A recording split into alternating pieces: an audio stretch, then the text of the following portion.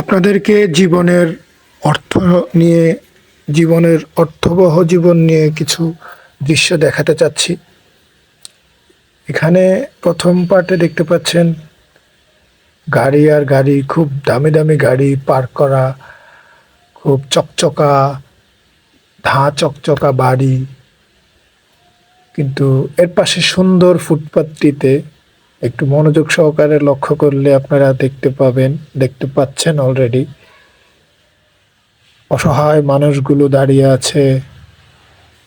অন্ধ থেকে শুরু করে নানান সমস্যায় জর্জরিত নিরুপায় নিঃস্ব মানুষগুলো, তারা অপেক্ষায় আছে একটি সাহায্যের, একটি দানের, মানুষের সহযোগিতার, যেটাকে আমরা ভিক্ষা বলে থাকি।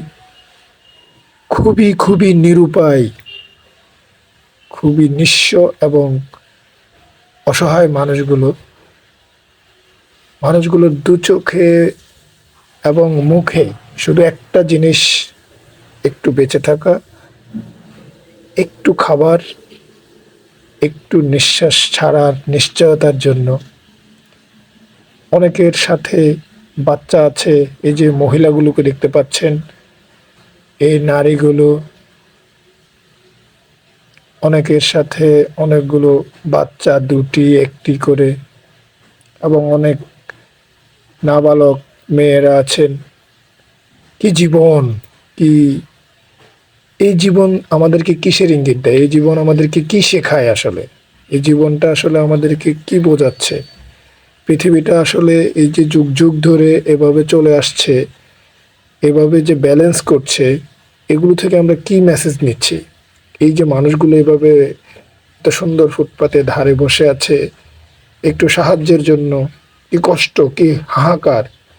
আর ঠিক পাশে যে গাড়ি আর গাড়ি পার্ক করার যে দালানগুলো, যে চকচকে বাড়ি, ওই বাড়ির মানুষের জন্য এটা কি কেমন শিক্ষা! এখানে পাশে মসজিদ, জুম্মার নামাজ আদায় হচ্ছেন, মানুষ নামাজে আসছেন যাচ্ছেন, আর এই মসজিদকে কেন্দ্র করেই এই মানুষগুলো আসলে এখানে দাঁড়িয়ে বসে আছেন, নারী পুরুষ এই অসহায় মানুষগুলো সাহায্যের আশায়। সাহায্য অবশ্যই তারা পায়, মানুষ দেয় সাহায্য, কিন্তু আমাদের এখানে জীবনের সবচেয়ে বড় মেসেজটি এখানেই রয়েছে, ঠিক ওই বড় মানুষদের জন্য, যে তাদের জীবনে এমন হতে পারত, তারাও এত কষ্টে থাকতে পারতেন, তাদেরও এরকম অসহায়ত্ব হতে পারত, তাহলে কেন হলো না? জীবনের পরিক্রমায় তারা হয়তো বেঁচে গেছেন, বাবা মায়ের ভালো ছিল, বা নিজের ভাগ্য ভালো ছিল, বা নিজের কর্মটা করতে পেরেছেন বলে তিনি একটা ভালো সুন্দর জীবন লিড করছেন, এবং এই সুক্রিয়া তাকে আদায় করা উচিত। সৃষ্টিকর্তাকে বেশি বেশি স্মরণ করা, মানা, এবং সে কতটুকু আল্লাহ তাআলার কাছাকাছি থাকতে পারে, এটা তার জন্য একটা বড় পরীক্ষা।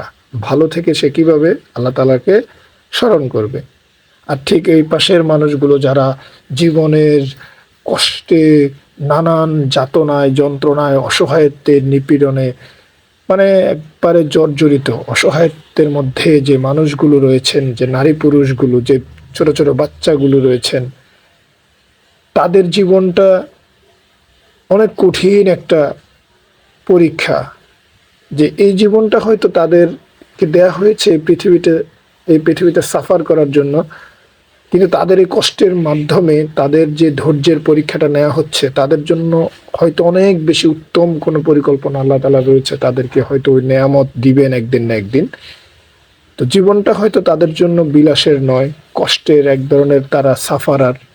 তারা এই কষ্টের মধ্য দিয়ে হয়তোবা তারা উতরিয়ে যেতে পারবেন, হয়তোবা তারা ওই সুন্দর ওই মহাপরিকল্পনার যে পুরস্কার তাদের জন্য অপেক্ষা করছে, তারা হয়তো সেটা পাবেন। তো তাদের এই পরীক্ষাটার মাধ্যমে এভাবেই জীবনটা চলছে। আসলে এখানে যেটা হচ্ছে সেটা হচ্ছে আসলেই যে এখানে জীবনটা একটা জাস্ট মাধ্যম মাত্র।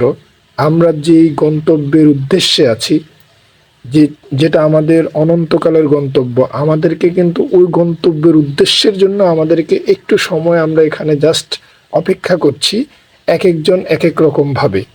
কেউ বাড়িতে, কেউ গাড়িতে, কেউ বা ফুটপাতে, কেউ বা ভালো অবস্থায়, কেউ খারাপ অবস্থায়, কেউ কষ্টে, কেউ ভালো, সব কিছুর মধ্যেই আমাদের এই যে সময়টা, এই সময়টা জাস্ট আমাদের জন্য এটা একটা মাধ্যম যে আমরা আমাদের নির্দিষ্ট গন্তব্যের উদ্দেশ্যে আছি, এবং ওই গন্তব্যটা কি সেটা আমাদেরকে বুঝতে হবে, এবং ওটা আমরা যদি বুঝতে পারি তাহলে আমরা হয়তো আমাদের এই সময়টা সার্থক, এবং আমরা তার উসিলায় হয়তো আমরা আমাদের যে চিরকালের যে গন্তব্য, ওই গন্তব্যে আমরা সফল হতে পারি।